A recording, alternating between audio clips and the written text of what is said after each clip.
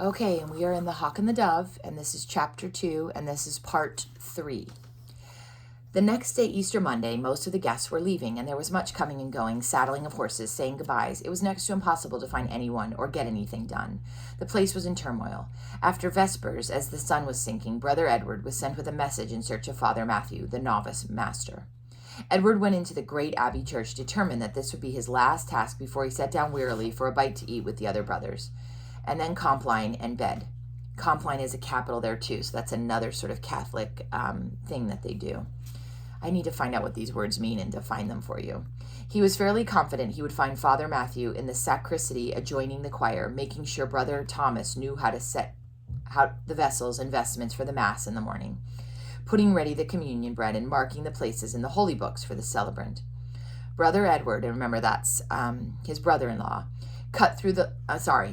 his uncle, cut through the Lady Chapel the quickest way, and although by this hour it was all but dark in the church, he walked swiftly, partly because he was in a hurry, and partly because this was his home, and he knew his way about as well in the dusk as in daylight.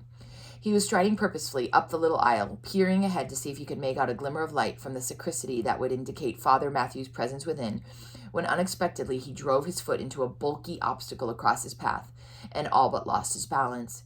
From the floor came a deep, inhuman groan of agony, like an animal, like something in the torment of hell. Brother Edward's scalp crawled, and goose flesh stood out all over his body at the sound. We would say he got goosebumps, but they say goose flesh. His mouth went dry, and his hand trembled as he bent in the gloom to peer at and feel the bundle at his feet. As his hand moved over it, again came that groan, hideous, wordless in anguish. Brother Edward, thoroughly shaken, hesitated a moment, and then decided to go for help and a light. Edging his way around whoever or whatever it was, he ran to the sacristy where he found Father Matthew, as he's expected, laying out vestments with Brother Thomas. Brother Thomas is the new kid. They looked up, startled at Edward's white, agitated face. "Brother, for God's sake, come," he gasped. "Bring a light. Make haste." Father Matthew asked no questions, but snatched up a candle and followed him, and together they hurried back into the Lady Chapel, while Brother Thomas followed a little uncertainly, sensing trouble and not sure if he was expected to help or mind his own business.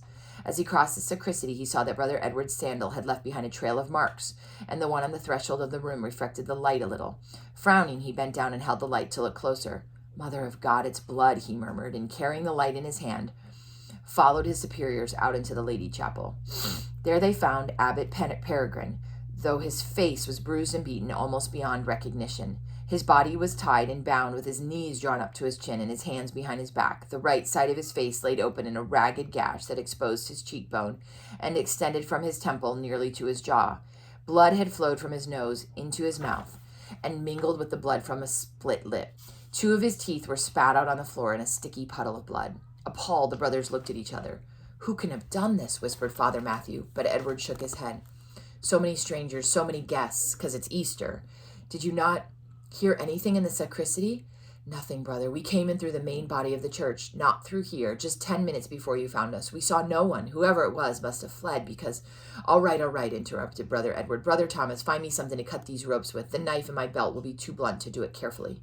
Thomas ran off without a word, and Brother Edward gently felt Peregrine's back and skull to be sure it was safe to move him. His hair was sticky with blood, and there was a swollen, spongy bruise, but his skull was intact. Thomas returned with a small knife, very sharp, filched from the kitchen, that means stolen, and Brother Edward took it from him and bent to cut the ropes that bound the abbot's arms behind his back. "Lift the light a little, Matthew. I can't see what I'm doing. Oh, but what's this?" Peregrine's hands, tied behind him, were smashed and mangled, grotesquely broken, disfigured and bruised. Gingerly, Edward cut the cords that bound him. They moved the benches aside and carefully laid him straight, and Edwards felt all over him for broken bones. "That's his collarbone broken, 2 ribs here, no 3. Hold the light steady, Matthew. Let me look at his leg. No, his left leg, that's it. His shin bone's smashed. Look at this. That'll never be set straight. His knee, too. Brother, what kind of devilish beast can have done this to him? And why? Dear Lord, what hatred. Nothing else broken, though. Brother Thomas, run to the infirmary and ask Brother John for a stretcher, quick as you can." He sat back on his heels and looked down at the still, battered body. "Matthew, I kicked him," he said. "I came through in a hurry and I stumbled over him. The moan of pain that came from him, I've never heard anything like it. He was lying here like this and I kicked him. Still, thank God, he's alive, poor soul." Brother Thomas came back bringing a stretcher, and with him Brother John from the infirmary. As gently as they could, they eased him onto it. Brother, have a care for his hands. They may be beyond repairing, but will not injure them further.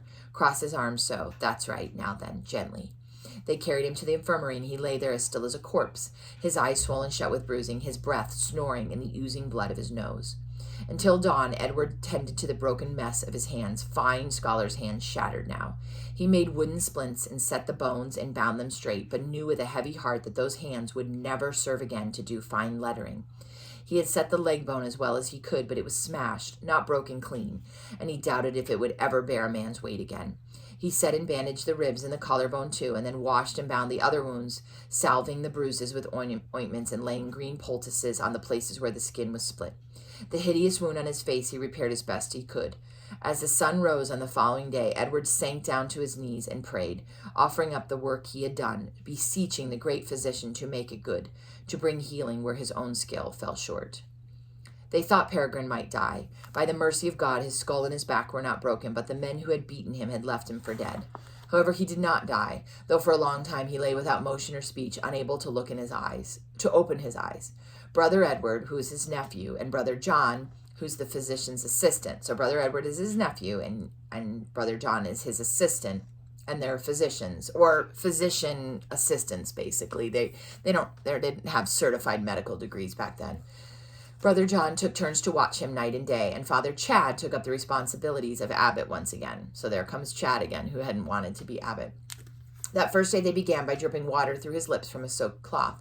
Then after 2 days, as the bruises began to subside a little, they were able to feed him broth and honeyed wine, slowly dribbling it in through the split, swollen mouth.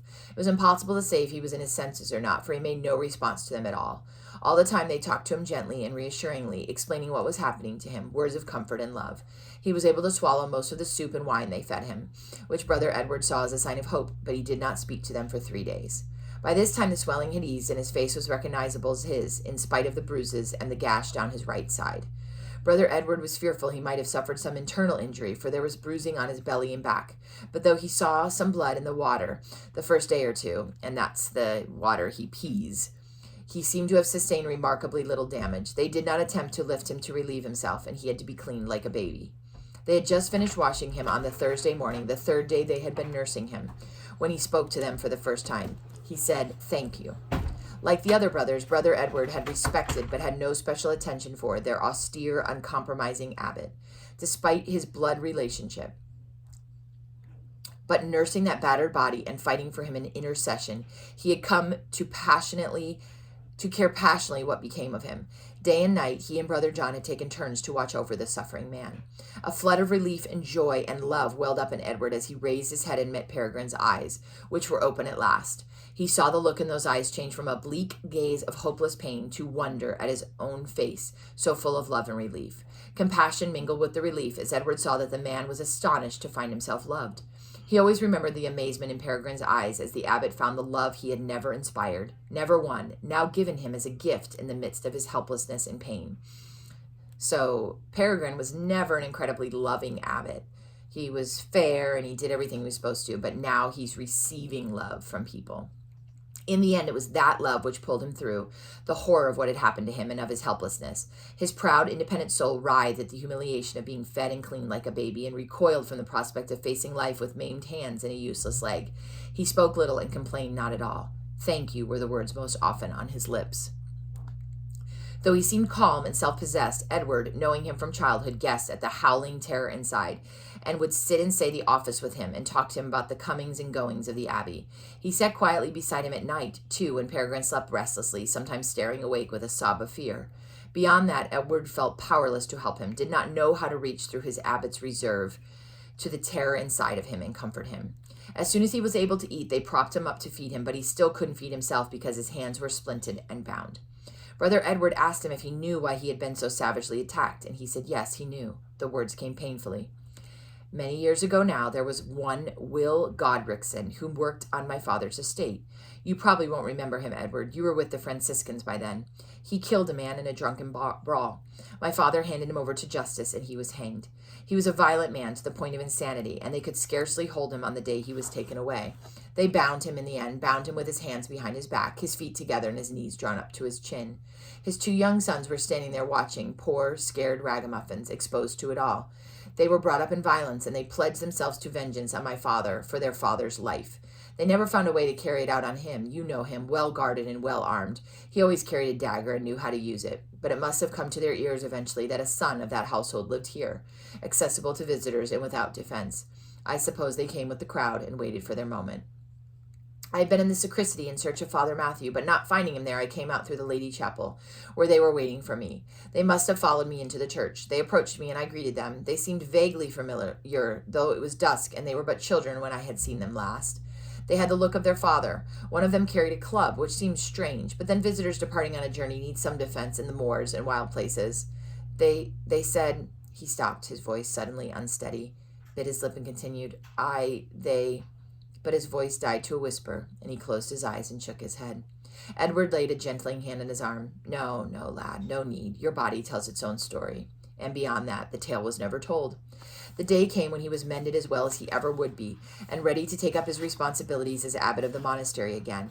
The collarbone and ribs had knitted nicely, but the leg was stiff and crooked forever, and as Edward had predicted, the shin bone was too damaged to take its weight, so that ever afterwards he used a crutch to get about. It had to be a crutch and not a stick, because in spite of Brother Edward's best efforts, Father Peregrine's hands were misshapen and twisted.